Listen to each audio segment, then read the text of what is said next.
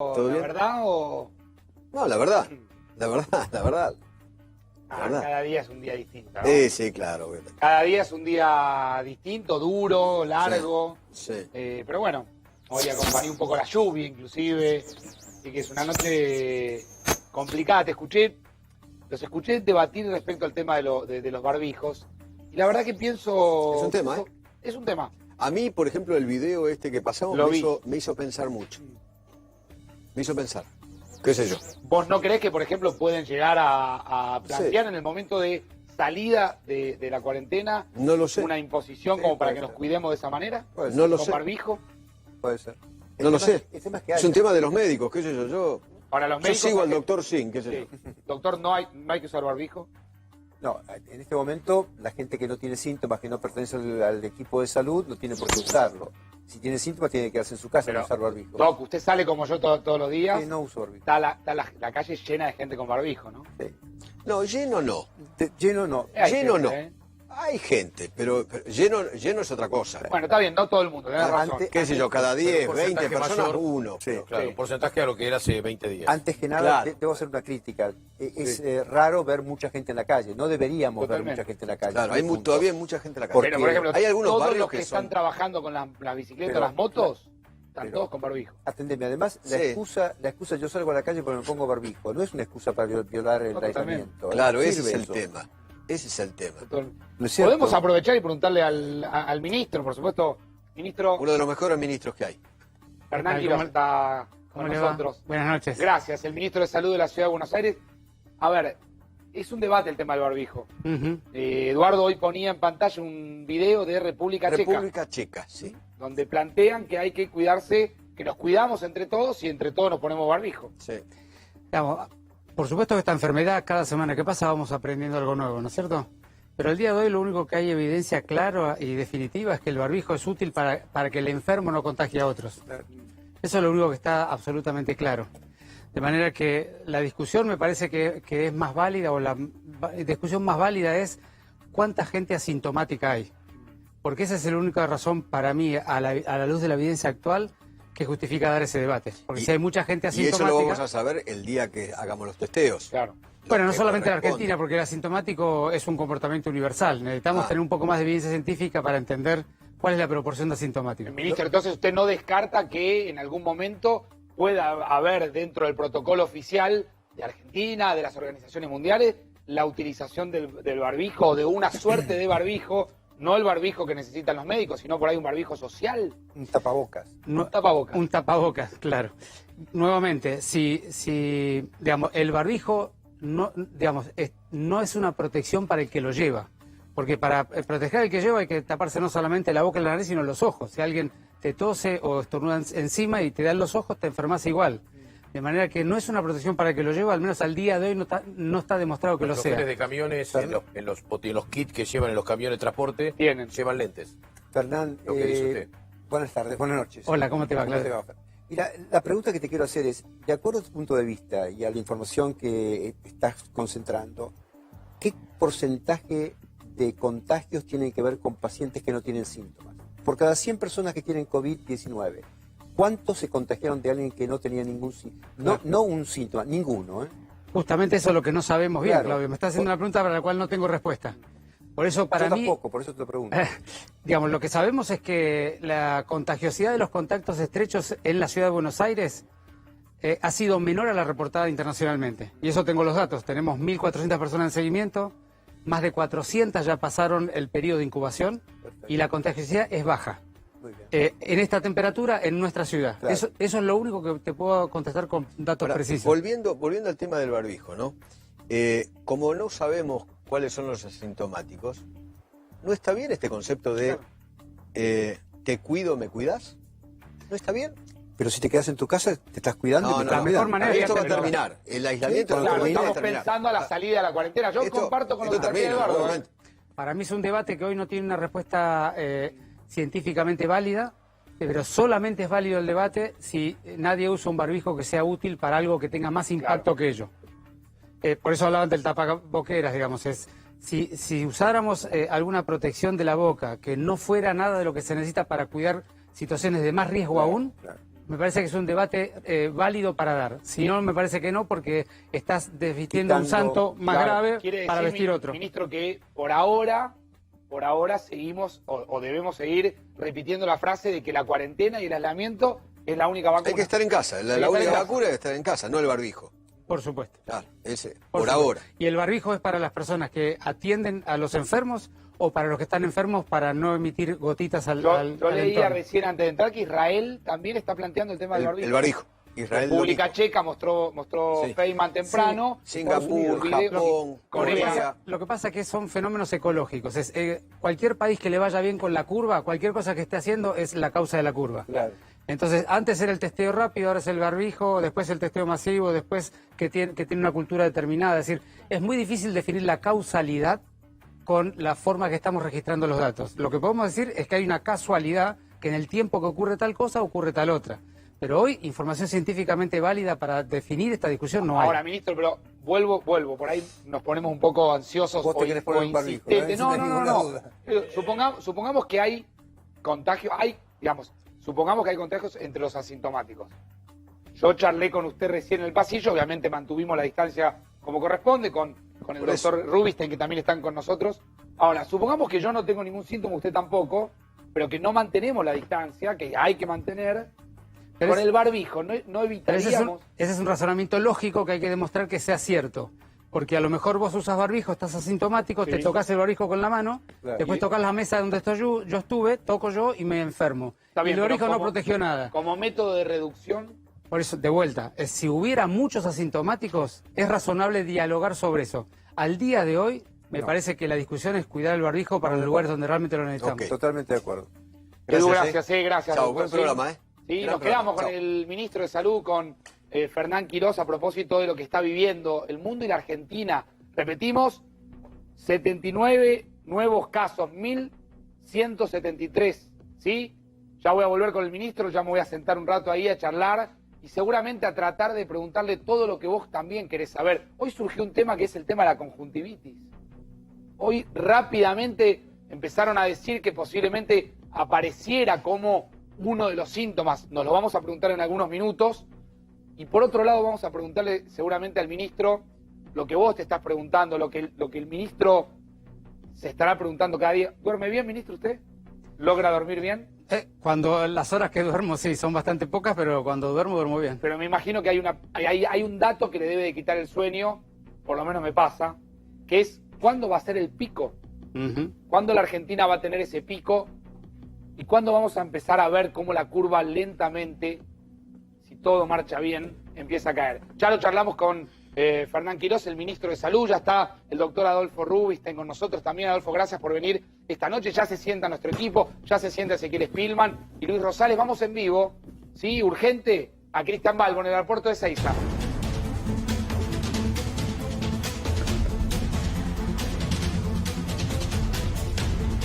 Cristian, estás al aire, contanos, ¿qué está pasando por ahí?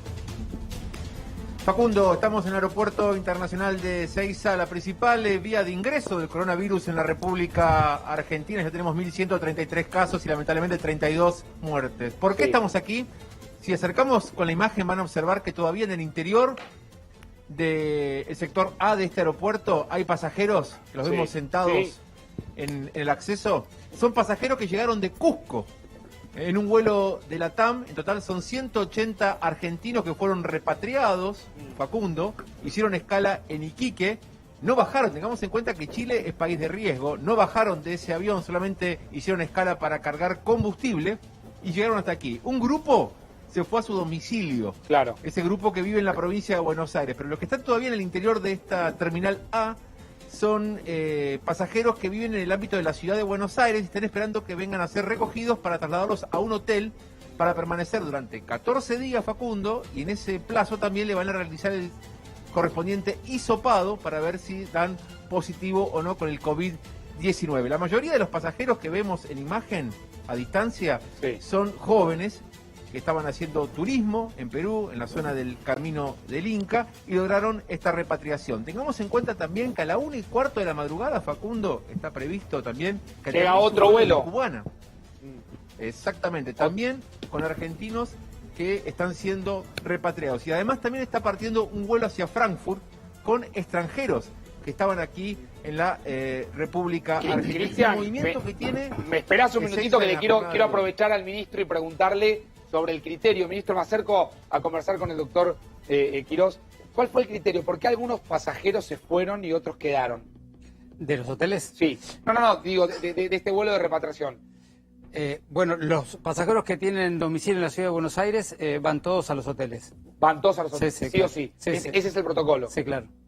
Yo le preguntaba, o me hacía una pregunta seguramente al aire, que es cuándo ustedes creen que va a ser el pico, cuál va a ser la fecha, ¿sí? ¿Cuál es la fecha que usted marca en su propio calendario para decir, bueno, ese es el día, ahí tenemos que estar muy atentos? Nosotros tomando el tiempo de duplicación de los casos en las primeras 2 semanas de la ciudad de Buenos Aires y considerando las curvas, ecuaciones matemáticas Sí. que definen las curvas a nivel internacional, que son todas bastante parecidas, definimos un poco cómo esperamos que sea la curva en nuestra ciudad. Dentro de un escenario posible, el escenario que nos planteamos es un escenario que sea un escenario relativamente duro, como para estar preparados para una situación difícil. Y en ese escenario, adaptándolo a las medidas que se han tomado en la Argentina, como el distanciamiento social masivo y demás, estimamos que en estos días, en los últimos días de marzo, primeros días de abril, iba a empezar la circulación comunitaria del virus.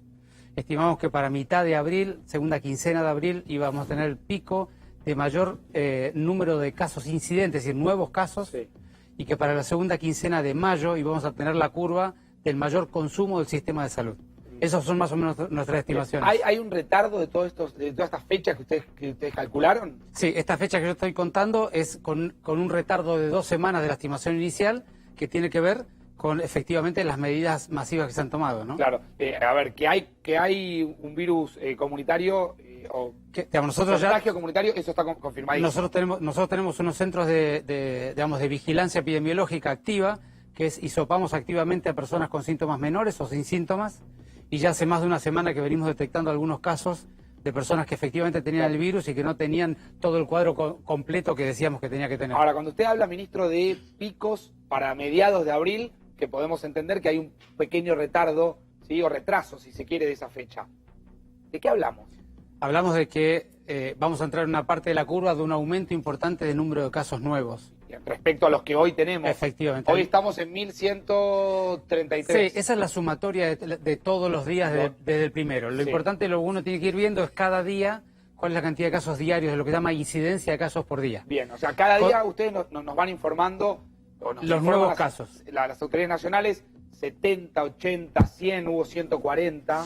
¿Usted se Sí. imagina que eso va a escalar? Por supuesto. Digamos, en la ciudad de Buenos Aires, que son los datos que conozco muy bien y que analizamos todo el tiempo, venimos duplicando los casos cada 4 días, con una excepción de estos últimos días que ha habido cierto retraso en el resultado de los estudios Sí. y se han acumulado estudios para realizarse, con lo cual el número de casos que están informando o que estamos informando estos días es relativamente menor al que seguramente está ocurriendo, porque tenemos muchos estudios pendientes de ser informados. ¿Cuánta gente se está analizando por estas horas? Digo, ese famoso hisopado, el testeo. Bueno, nosotros hacemos 2 tipos de testeos. Testeos para las personas que tienen cuadro clínico compatible y epidemiología compatible, Eso es, los que están con fiebre, con los síntomas efectivamente. que ya conocemos. que al día de hoy ya no pedimos el vínculo epidemiológico del viaje, porque sabemos que está circulando el virus por la comunidad.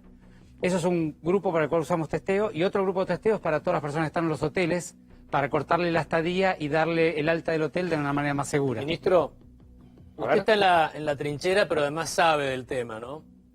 ¿Se podría arriesgar un pronóstico? Es decir, vamos camino a España, a Italia, a Corea, a Estados Unidos.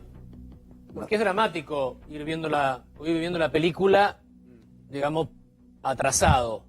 Hay diferentes finales en esta película. Claro, a mí me gusta decir que el resultado de la curva en nuestro país dependerá de las medidas que tome el gobierno, por un lado, y por otro lado va a depender críticamente del comportamiento social, digamos, del valor de la integración social que tenemos. Ahí en ese contexto, doctor, perdón que lo interrumpa, ¿usted le aconsejaría a Horacio Larreta, que es el jefe de gobierno, y también al presidente cuando tiene los diálogos con el área metropolitana, que se relaje parte de esta cuarentena, o justamente va a tener que ser más estricta en mayo, justamente acorde a lo que recién estaba planteando? A mí me parece algo que es muy importante, y es discutir una medida aislada en el medio de esta pandemia. Me parece que es una forma reducida de ver la realidad.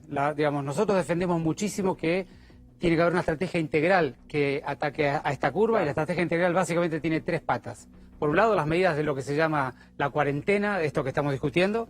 Por otro lado, las medidas que son de testeo frecuente, identificación precoz y aislamiento o distanciamiento rápido de las personas que tienen la enfermedad. Y por otro lado, las medidas que tienen que ver con cuidar y proteger a los adultos mayores y a las personas con enfermedades graves, de tal manera de que las personas que más lo sufren y usan el sistema de salud no se enfermen. Entonces, no se puede discutir una sola medida, digamos, si hay que bajar o no hay que bajar la cuarentena. Yo creo que el debate es, uno puede ir relajando las medidas de la cuarentena en la medida que las otras 2 medidas se estén instalando de manera consistente. Es decir, que estemos testeando frecuentemente y aislando rápidamente a los enfermos, y que estemos protegiendo a la gente que más sufre la enfermedad de tal manera que no se... Ahora, lo que sí, a ver, para dar un minutito, Luis. Lo que sí está claro, ministro, que el 13 de abril es difícil pensar, por ejemplo, que un adulto mayor de determinada edad, lo van a imponer ustedes seguramente, a nivel nacional también, en conjunto, pueda salir a la calle o que los chicos puedan volver a las clases, ¿no? Es que ese es el punto. Si nosotros podemos proteger de una manera más segura a los adultos mayores y podemos hacer testeos más rápidos e identificar los enfermos rápidamente, seguramente las medidas de la cuarentena se podrán ir desandando un poco más rápido. Ahora, decididamente... Gradualmente, decididamente las escuelas son un punto muy delicado, porque los chicos, ustedes saben muy bien que son dispersores sociales. Esperame un minutito, ¿no? Luis. A ver, pero usted se imagina, por ejemplo, que en algún momento se podrán abrir restaurantes de la ciudad de Buenos Aires con algún tipo de sistema de reservas y la mitad del salón lleno. Digo, yo estoy pensando en estos momentos tratando de hacer el ejercicio de un montón de gente que está del otro lado, que quiere saber por sus hijos, por su comercio, por su empresa, por sus abuelos, por sus... bueno, vamos a tratar de abordar todas las preguntas, claro, ¿no? Es que volvemos a lo mismo. Si logramos las otras 2 componentes, fortalecer lo que hoy no están del todo fortalecidos, hoy todavía hay muchos abuelos caminando por la calle, hay mucha gente haciendo trámites, hay muchas personas de tercera edad conviviendo en el mismo ambiente con el resto de la familia, hay mucho para hacer todavía. Ahora, cuando se logra hacer eso, no tengo ninguna duda de que lo primero que hay que intentar hacer es recomponer la actividad económica de la Argentina. Ahora, ministro, pareciera que usted habla de 3 frentes simultáneos, ¿no? Sí. Pareciera que en el primero, el tema de la cuarentena, fuimos adelantados, hicimos los deberes antes de lo que correspondía o cuando correspondía, o antes de lo que lo hicieron los países que están muy mal ahora, ¿no? Ahora, en el otro tema no hay respuesta, creo, el tema del testeo.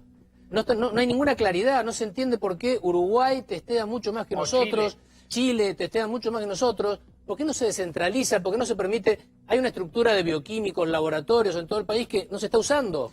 Digamos, ¿Cuál es el tema ahí? El gobierno nacional ya empezó la descentralización hace algo así como 5 o 6 días. Yo puedo dar fe que en la ciudad de Buenos Aires nos han descentralizado la práctica. O sea, no solo testea el Malvarán. No. Eso está claro. Nosotros ya tenemos de hace 4, no me acuerdo de los días exactos, pero 4 o 5 días tenemos 3.000 kits que nos han entregado al Hospital Muniz, y el Hospital Muniz está testeando ahora. No conozco bien provincia por provincia cuánto se ha descentralizado. Pero, digamos, la Ciudad de Buenos Aires ya ha recibido 3.000 kits. ¿Y 3.000 qué significa? ¿3.000 personas o mucho 3.000 más? personas. No, 3.000 personas. ¿3.000 personas? Sí, Pero, perdón, ¿qué pasa ahí, doctor? ¿Son muy 3.000 caros los determinaciones. kits? ¿Cuál es la clave de eso? La Argentina no tenía ningún kit y de repente se despertó un día y dijo... No es un "Necesito tema económico, comprarlos". el de las determinaciones son los kits, es un tema de, digamos, comercio internacional y de mercado internacional. Todos los países del mundo comprando toda la producción. Se comenta, Facundo, que en Israel hubo una operación del Mossad para conseguir kits en China. O sea, palabras mayores me refiero, no fue tan vamos a comprar al mercado internacional, es complejo. El gobierno nacional ha comprado una cantidad de kits, ha repartido una primera tanda, al menos en la ciudad puedo dar fe de eso, y nosotros como ciudad hemos salido también a buscar kits y no es sencillo comprarlos a nivel internacional. Quiero volver un minutito a algunas preguntas bien sencillas. Hoy se habló de conjuntivitis. Se dijo que si bien no había nadie o ninguna organización científica que pudiera avalar esto, que empezaban a aparecer como síntomas. ¿Qué tienen para decir de esto? Lo voy a sumar al doctor Rubinstein también. ¿Aparece la conjuntivitis como parte de un síntoma? Digamos, nuevamente es una enfermedad que estamos aprendiendo semana a semana. Ha habido varios reportes de otros síntomas diferentes a los que estábamos acostumbrados, pero son todas partes o componentes de una enfermedad viral de vía aérea superior que habitualmente puede tener inflamación conjuntival. No es algo que sea llamativo para un médico que haya irritación conjuntival en medio de una enfermedad viral de la vía aérea. Claro. Doctor Rubinstein. Es eso. También se ha descrito, digamos, pérdida del olfato y del gusto. Eso habitualmente cuando uno pierde el olfato transitoriamente, y esto es común en las infecciones respiratorias, porque afecta, nos llama rinofaringe, también Claro. se pierde el gusto. Nada que... Los síntomas cardinales del coronavirus, como de todas estas virosis respiratorias, es fiebre, es tos seca, es dolor de garganta, y además aparecen algunos otros síntomas, tanto de vías aéreas superiores como diarrea, etcétera. Pero, digamos, no son los más importantes. De todos modos, con la ampliación de la definición de los casos, ahora cualquier síntoma respiratorio acompañado de fiebre, independientemente, como decía Tiene que Fernán, prender una luz de alarma. no, es un caso sospechoso. Sospechoso. No, es un caso sospechoso y habría que testearlo. Lo que está sucediendo en el mundo es muy preocupante. Las cifras que vienen de Estados Unidos, las cifras que vienen de China son también preocupantes. Y hoy pasó algo muy particular. Quizás, Luis, vos me podés ayudar a profundizar el tema, que es que se empezó a hablar de la posibilidad de un rebrote en China. De hecho, pararon determinados lugares, aislaron a 600.000 personas de una población específica, y ya se empieza a hablar también de una guerra entre los Estados Unidos y China por la información real, ¿no? Así es, Facundo, porque hay una sospecha.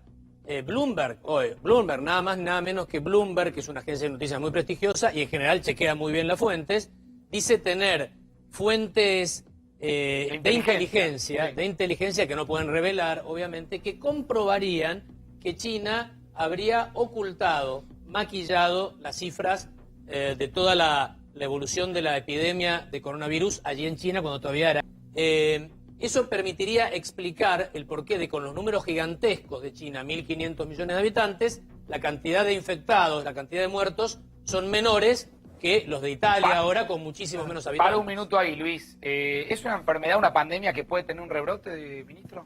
Decididamente, digamos, dado que las personas son todas susceptibles a enfermarse porque nadie tiene defensas previas sobre el virus, uno puede tener una curva como pudo haber tenido cualquier ciudad de las europeas o de las asiáticas, y si uno relaja las medidas, decididamente la curva puede volver a aparecer, porque hasta que no aparezca una vacuna o la cantidad de gente de la comunidad que tuviera inmunidad adquirida fuera muy importante, siempre puede rebrotar, y de hecho en China seguramente va a volver a rebrotar. Seguramente va a volver a rebrotar. Digamos, si en la medida que se relajen las medidas Ahora, va a volver a aparecer los pero ¿qué casos. nos hace pensar que cuando terminemos nosotros la cuarentena? Porque, a ver, el presidente el fin de semana habló del doble ciclo, de los 2 ciclos que cumplirían los 28 días, si no me equivoco. ¿Usted está de acuerdo con ese criterio? ¿Cumplir los 2 ciclos para tener un panorama un poco más claro? Sí, digamos, decididamente sí. Yo creo que las medidas que va tomando el gobierno nacional son las más razonables. Ahora la discusión es cómo poder desandar algunas de esas medidas para reactivar un poco la economía, y vuelvo a insistir que para eso hay otros instrumentos que pueden acompañar. Claro. Cuando analizás la... Espérame, Luis. El doctor Rubinstein, hablábamos fuera del aire lo que está, digamos, la catastrófica situación de Nueva York. Nueva York concentra 2.000 muertes de las 4.000 generales que tiene todo el país. ¿Tiene una explicación eso? Sí, claro que tiene una explicación. No se tomaron las medidas que había que tomar en tiempo y forma. Claramente hay una gran diferencia entre las medidas que tomaron los países orientales, más allá de toda esta discusión que recién comentaba, de los reportes de que China estaría escondiendo algunas cifras, lo cual habría que verlo. Pero más allá de eso, hay países que, con la memoria, digamos, de la epidemia de SARS, el brote de SARS que tuvo hace 15 años en esos países, estoy hablando de Taiwán, Singapur, Hong Kong y Corea, Sí.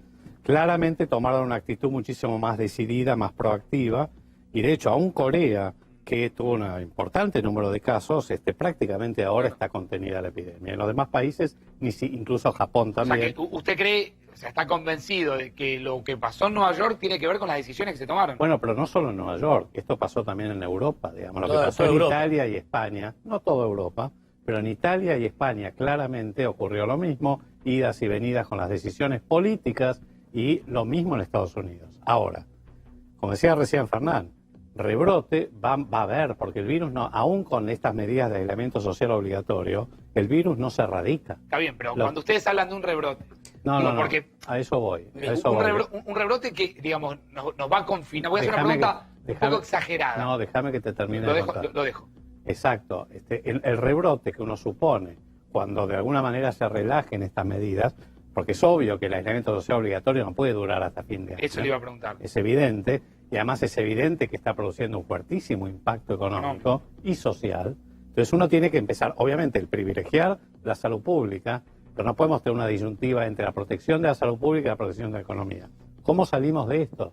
Salimos con medidas focalizadas, digamos, cuando salgamos del aislamiento social, supongamos que es el 12 o el 13 de abril, de protección a las poblaciones más vulnerables, va a seguir la suspensión de las clases, de los eventos, de los espectáculos, las medidas de distanciamiento social, la protección de población vulnerable, tenemos que ver qué hacemos con la población de villas y asentamientos, pero para evitar un rebrote importante y mantener, porque va a haber rebrote, pero que sea suave, necesitamos medidas más importantes como reconocer inmediatamente a aquellos que están infectados. El testeo es nuestra, yo diría, en este momento, es nuestro gran punto débil. El doctor habla de un rebrote controlable, es decir, la enfermedad va a quedar. No, pero ese rebrote va a ser controlable en la medida que testemos inmediatamente a aquellos que se infectan y aislemos a ellos y los contagios. Siguiendo un poco lo que él está comentando, este virus va a ir contagiando a las diferentes personas de la humanidad y va a dejar de contagiar cuando pasen una de dos cosas. O aparezca una vacuna que permita bloquear inmunológicamente el contagio entre las personas, o cuando a lo largo de 2, 3, 4, 5 años, en los ciclos de los años, la mayoría de la gente se vaya enfermando lentamente. Entonces la discusión no es si se va a enfermar la gente, la discusión es si se va a enfermar todo el mundo o antes va a aparecer una vacuna. Por lo tanto, el tiempo que uno estire la curva y la cantidad de años que pueda sostener esto, y entonces rebrote, ¿qué significa? Si va a seguir existiendo. La discusión es que no haya un rebrote, una curva alta y que de vuelta sobrecargue el sistema de salud. Espera un minutito, abro una imagen en vivo en Nueva York en estos momentos.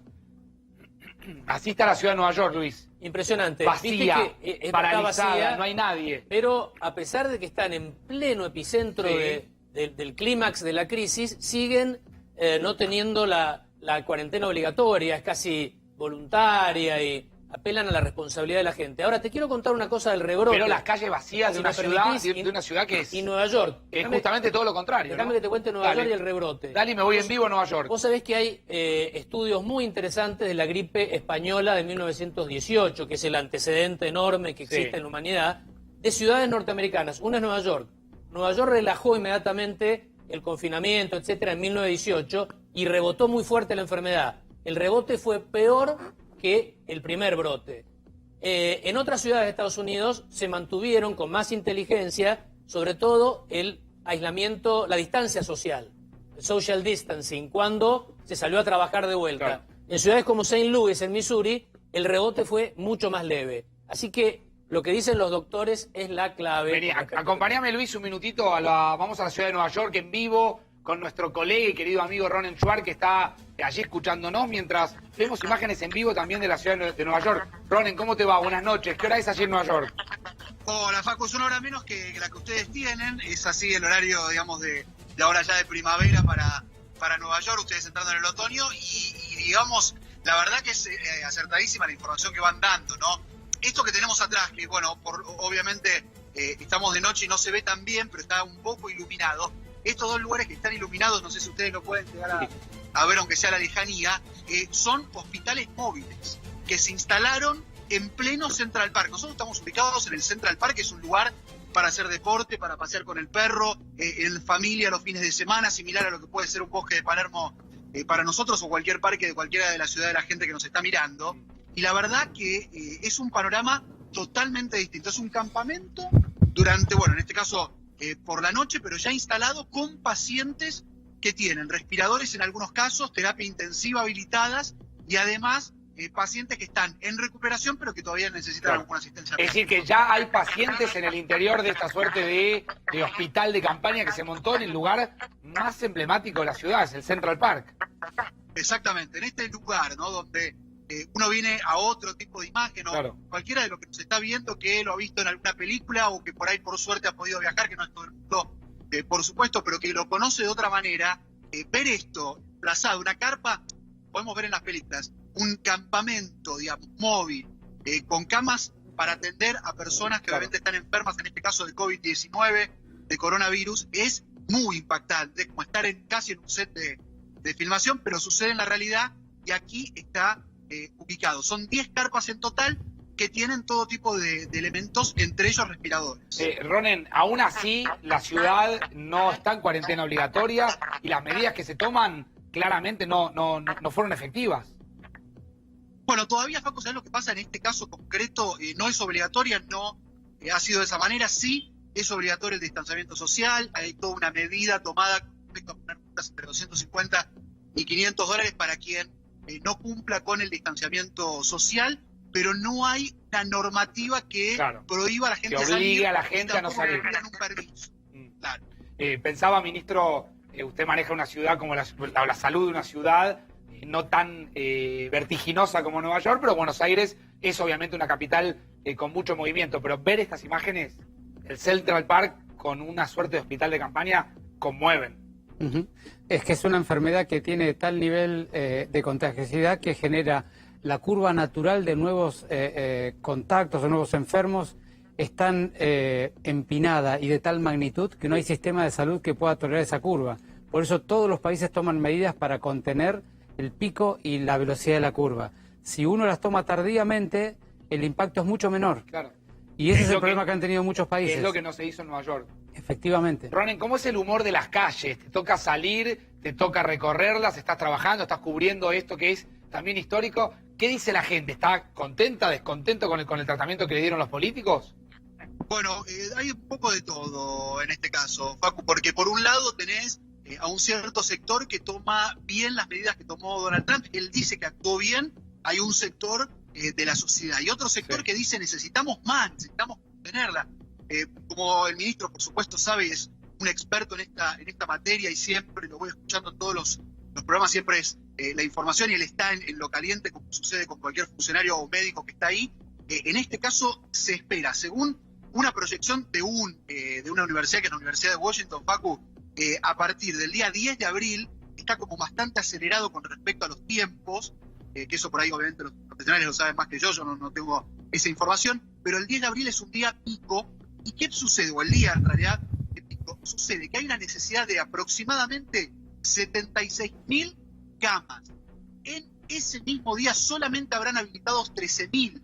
Estamos hablando que hay un desfasaje entre lo que va a ser el día pico y las necesidades que se van a tener muy, muy impactante. Como dice bien el doctor, no hay sistema de salud ni el de Nueva York ni que aguante. En este caso puntual es obviamente que una proyección, por ahí no es una realidad que después se cumpla, pero sí es una proyección muy seria de la Universidad de Washington. Ya le doy a Luis Rosales que te quiere preguntar desde el estudio, ya le hago una de las últimas al ministro porque también el ministro tiene que descansar. Esto lo habíamos hablado previamente, tiene que descansar. Pero quiero mostrar un documento, una imagen, porque la verdad que todo lo que viene de los Estados Unidos es muy sorprendente cuando uno puede leer que hay un muerto cada 6 minutos en los Estados Unidos. Fíjense esta imagen que muestra también el desarrollo de cómo empiezan a aparecer soluciones, ya por supuesto en el medio de la emergencia. ¿Sí? Empiezan a aparecer camiones frigoríficos. Obviamente hay un montón de imágenes que son impublicables, no las vamos a publicar, que circulan en las redes sociales, que uno también desde este espacio es bueno recomendar que la gente, no es necesario ver todo el tiempo lo que llega a través de nuestro WhatsApp y de las redes sociales, que hay que también aprender a, de alguna manera, resguardar cierta energía para lo que viene, que seguramente va a ser largo. Fíjense este documento. Esta es la 76 y Park Avenue. Miren, ya lo señor, esto es el final. Esto es el final, señor.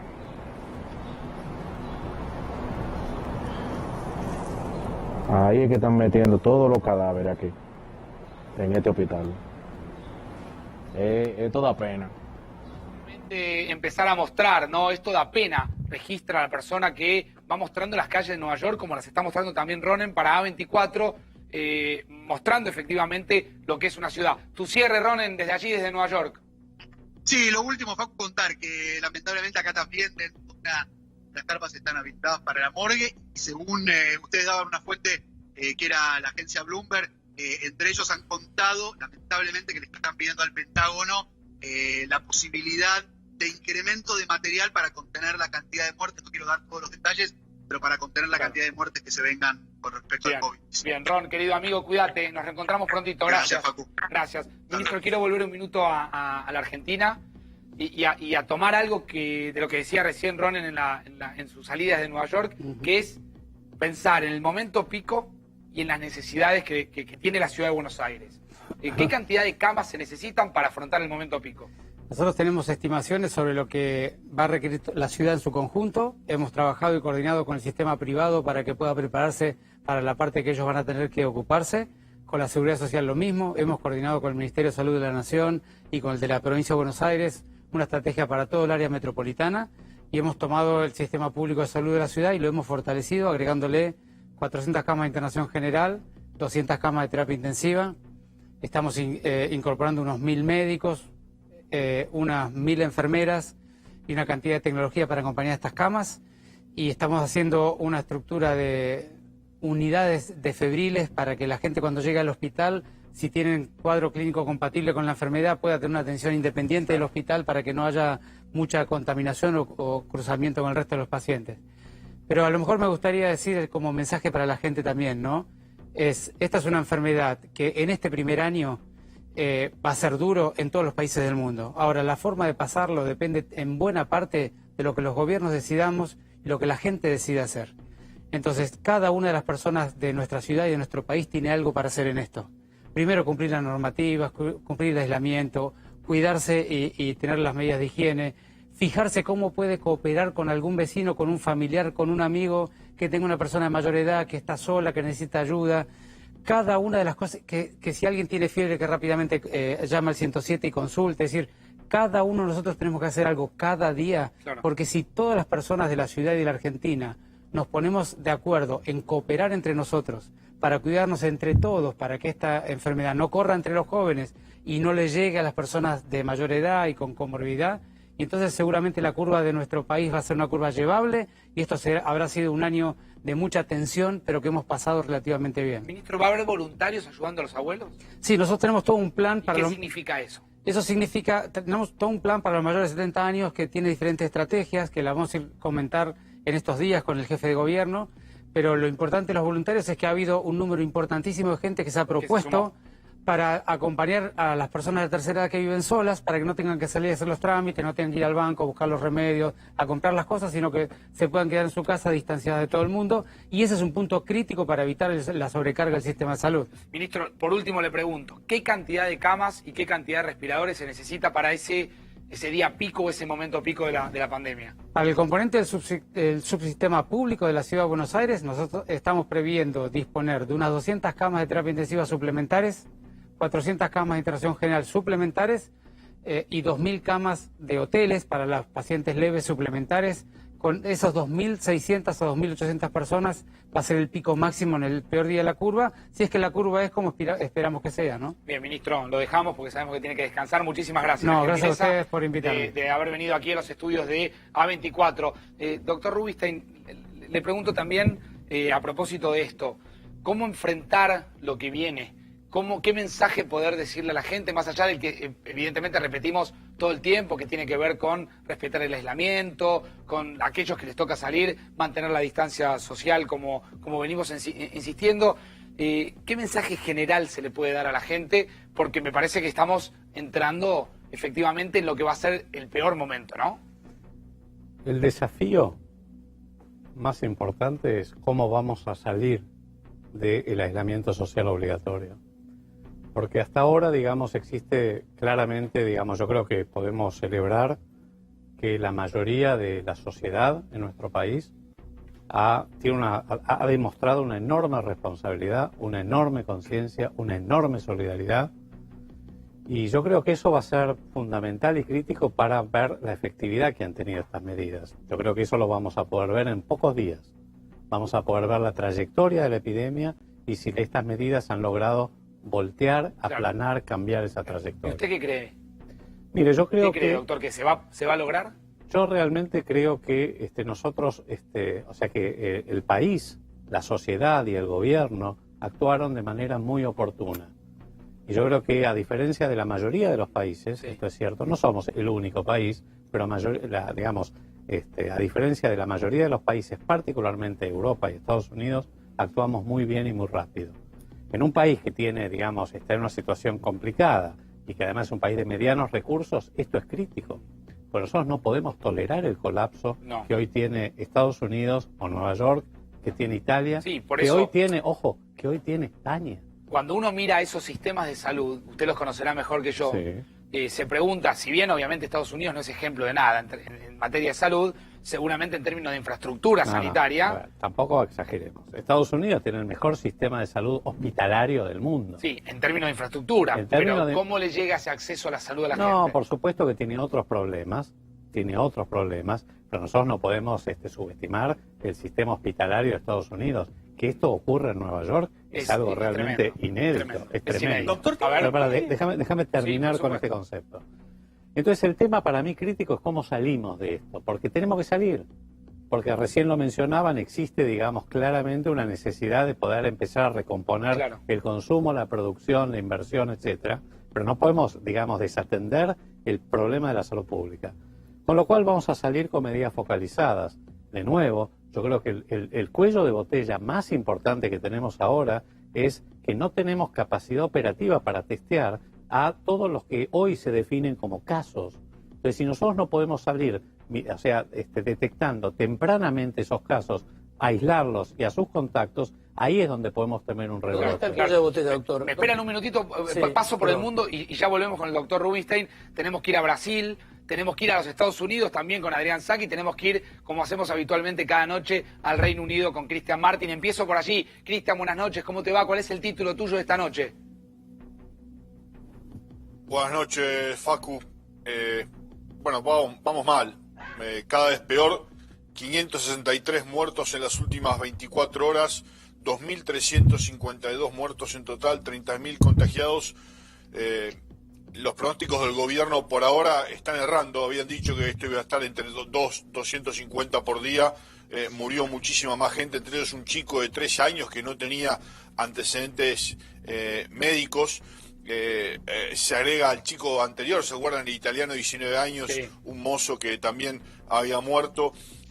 Acá, por lo menos, no han muerto por colapso del sistema de la NHS, la salud pública, sino verdaderamente porque eran casos límites donde no se los pudo ayudar con los respiradores.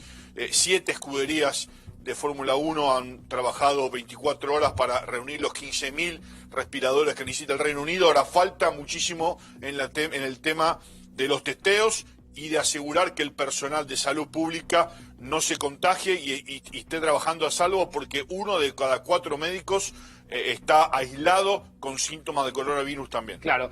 Adrián, vos seguís obviamente el comportamiento político de Donald Trump permanentemente. ¿Qué día tuvo Trump hoy? ¿Cuál es tu título desde los Estados Unidos? Adrián, ¿cómo te va? Buenas noches. Hola, ¿qué tal? Buenas noches. Sí, hoy sigue teniendo como todos los días su día más difícil, es cada vez más difícil. Tuvimos hoy casi 900 muertos, estaría por confirmar esta cifra, en un solo día, ¿no? Ya estamos llegando casi a los 4.800 en total. La curva sigue muy empinada, no obstante la internación, la capacidad hospitalaria no está siendo colmada en muchos lugares, salvo en Nueva York, no al ritmo que se esperaba, y se estima que en Nueva York podría llegar a alcanzar, por primera vez se está estimando esto, cuando se llega a su pico, el 15 de abril aproximadamente.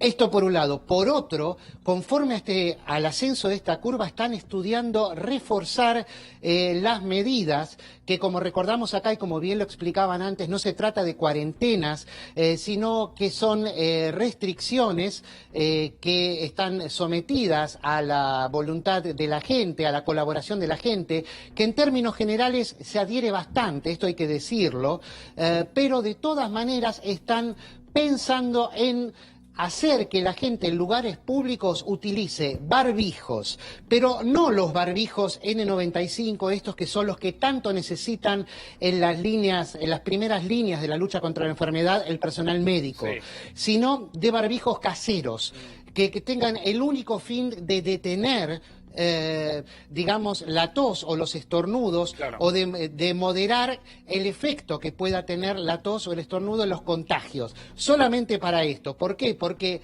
muchos expertos aquí suponen que el uso de barbijos profesionales no es para cualquiera, tiene que estar indicado por un médico y que podría justamente empeorar o complicar el contagio. Sí, es Entonces, un recurso, están obviamente, estudiando esta medida Adrián, podría que salir que mañana. lo sacás también del sistema sanitario. Ahí vuelvo a Estados Unidos. Te pregunto en San Pablo, Gustavo, ¿qué pasó hoy? ¿Cuál es el título allí en Brasil?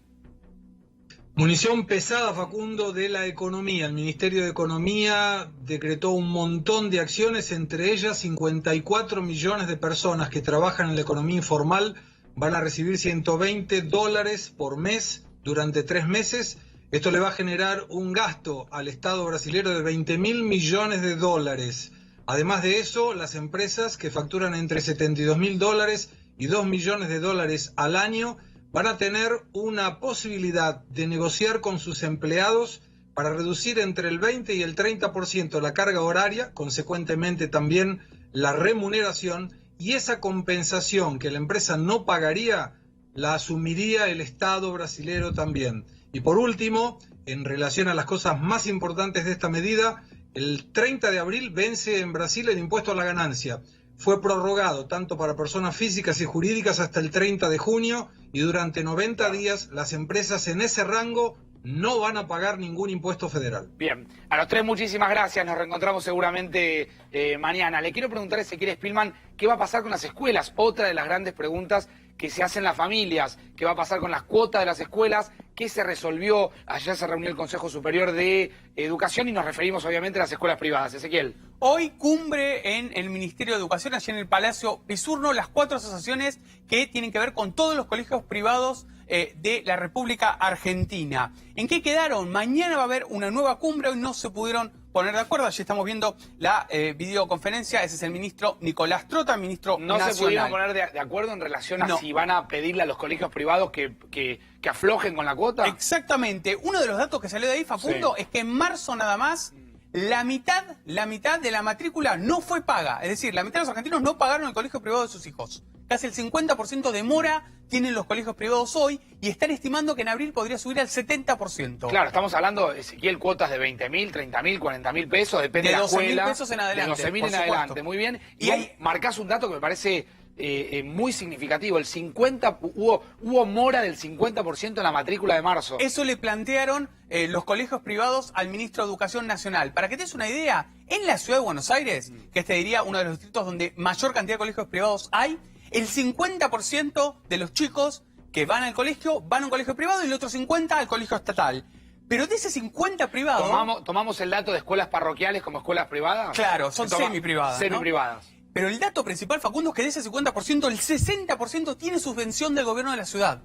Por eso, a Nicolás Trota, en su negociación con los privados, hay realidades muy distintas en las provincias y están intentando llegar a un acuerdo que supuestamente podría llegar a estar mañana. Una de las claves es que no haya aumentos, que se pueda prorrogar el pago y que haya algún tipo de plan de pago. No se está hablando de descuentos en la cuota, sino que aquel que no pagó en marzo pueda pagar la cuota de marzo en julio, por ejemplo. Ezequiel, repetir los datos que das de la ciudad de Buenos Aires porque me parece significativo. Si bien es una mirada muy centralista y cada provincia tiene una realidad distinta, Ciudad Autónoma de Buenos Aires marca una realidad que indica que hay X cantidad de chicos que van a escuelas privadas. La mitad va al sistema público. Es altísimo el Y la otra mitad cifra va a privados, sumados también, por supuesto, a los parroquiales, que son semiprivados, ¿no? Sí. Hay un organismo dedicado especialmente a las que tienen que ver con la iglesia. Y del 50%. De ese 50%, el 60% tiene subvención 6 de del cada Estado. 10, el gobierno de la ciudad pone plata casi siempre para los salarios de los docentes que allí trabajan. Claro, es una realidad, doctor Rubinstein, que también hay que contemplar porque...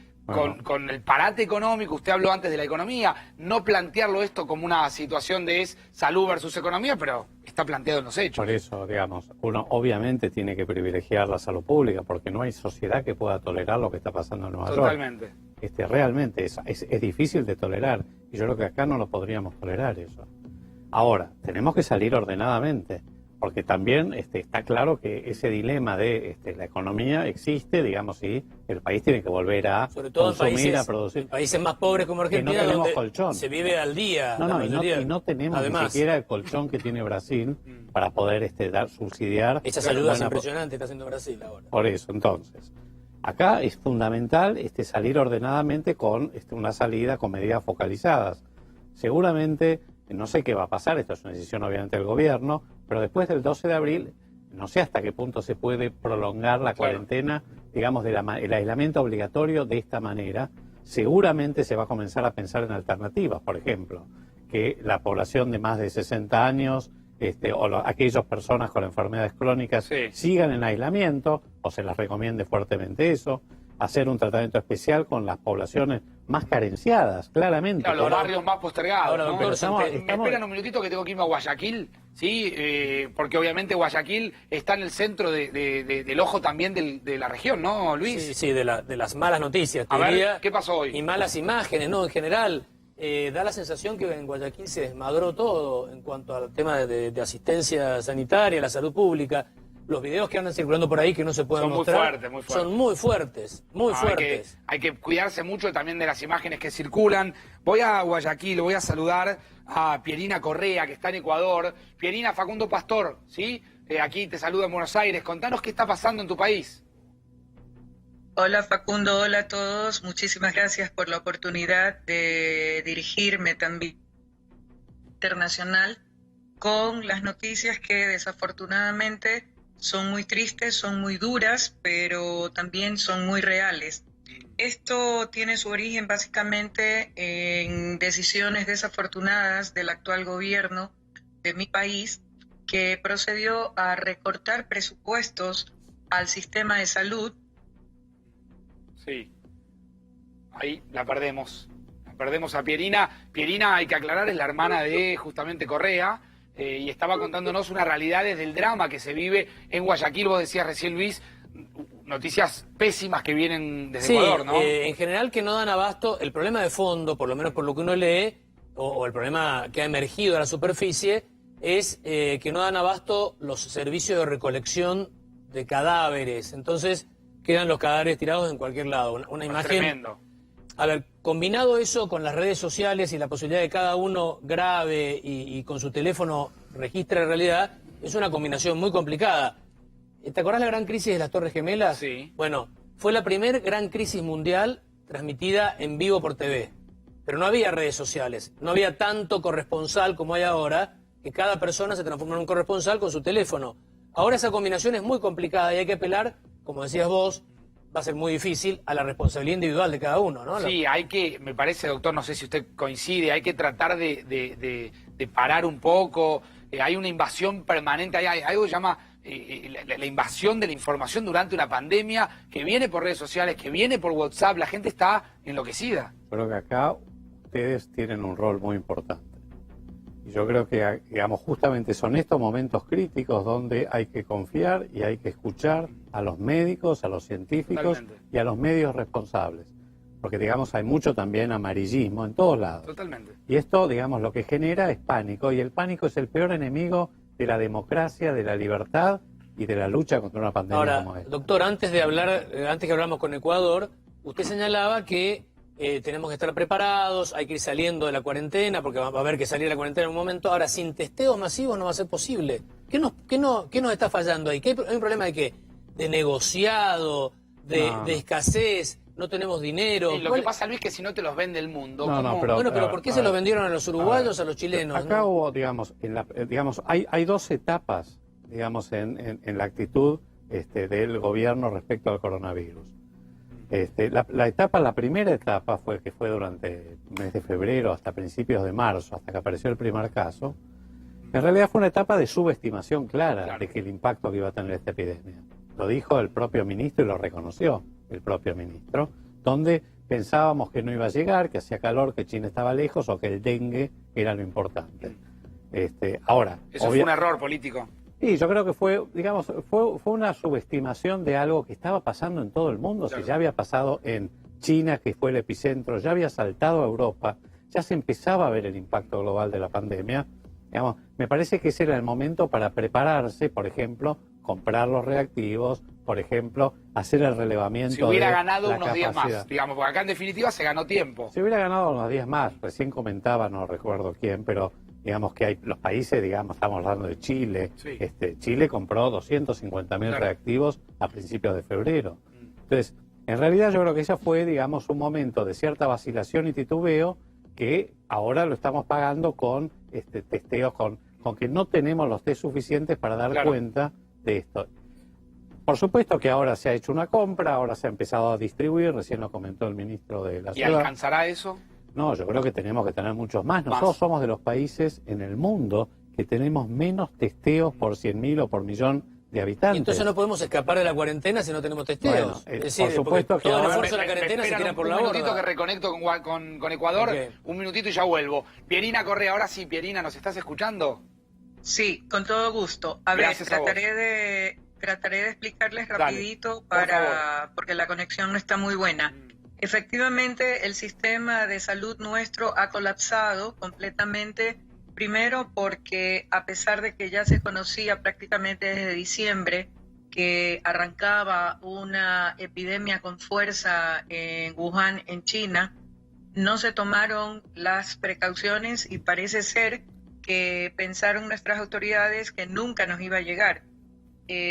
Caso contrario, lo que pasó, por ejemplo, en Alemania, que Claro. viendo lo que se estaba dando en China, armaron un comité de preparativos, levantaron inventario de toda la infraestructura de salud, tanto pública como privada, y tuvieron a mano toda esta información y adicionalmente, en cuanto ya el virus pasó a Europa, tomaron la precaución de hacer las pruebas no solamente a las personas que ya presentaban síntomas, sino también a aquellas asintomáticas, porque el periodo de incubación de 14, 15 días es cuando la persona va de un lado a otro contagiando sin saber que lo está haciendo. Acá en el Ecuador, desafortunadamente, las pruebas solamente se hacen a aquellas personas que ya presentan síntomas y a veces ni aún así. Lo digo por experiencia propia. Mi hija es médico y estaba haciendo su rural, se contagió, empezó a tener los síntomas.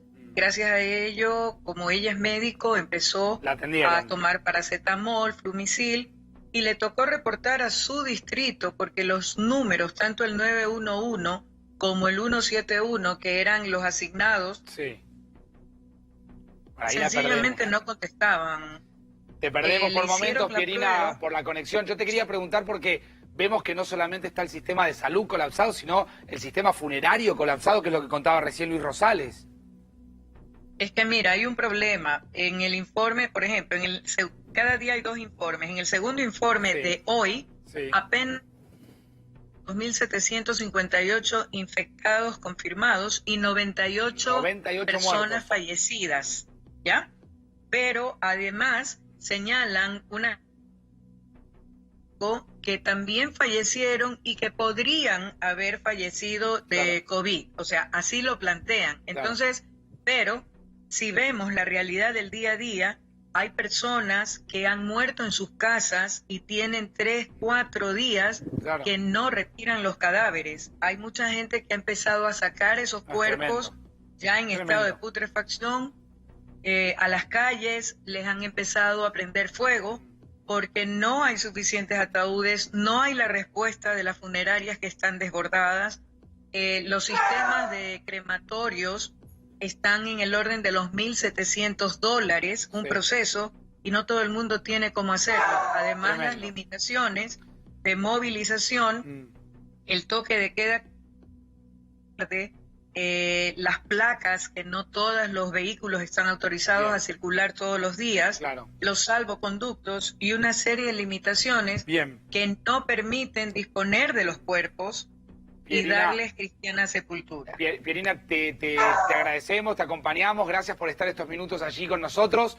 Es la hermana del expresidente de Ecuador, es Pierina Correa, gracias.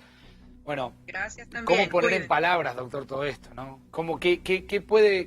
¿Qué puede uno agregar cuando el relato, la crónica de alguien desde un país que evidentemente tiene diezmado no solamente el sistema de salud, sino su sistema de administración funeraria? Es decir, bueno, esto es lo que sucede en estas circunstancias. Yo creo que así como decía que hubo una primera etapa donde tal vez no se hicieron las cosas que se tenían que hacer por una subestimación de la epidemia, hubo una segunda etapa donde sí se tomaron las medidas correctas. La cuarentena fue oportuna, usted dice. Absolutamente oportuna y fue una medida, digamos, muy, digamos, yo espero que sea muy efectiva y claramente eso es lo que va a marcar la diferencia.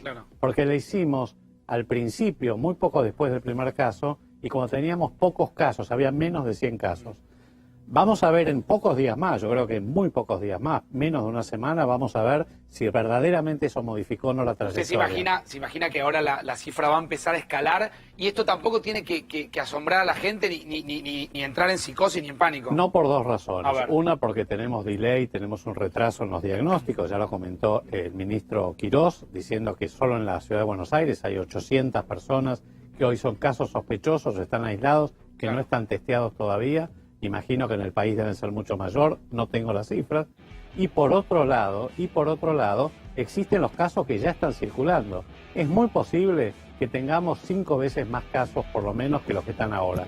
Pero también es muy posible que estas medidas estén torciendo la curva epidémica y que verdaderamente podamos salir bastante mejor parados que otros países, siempre y cuando hagamos una salida ordenada y aumentemos críticamente el número de testeos. Bien, doctor, muchas gracias. Gracias. Me quedo con esas palabras positivas. Ezequiel, Luis, mañana nos reencontramos.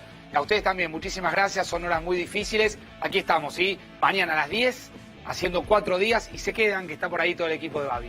Chau.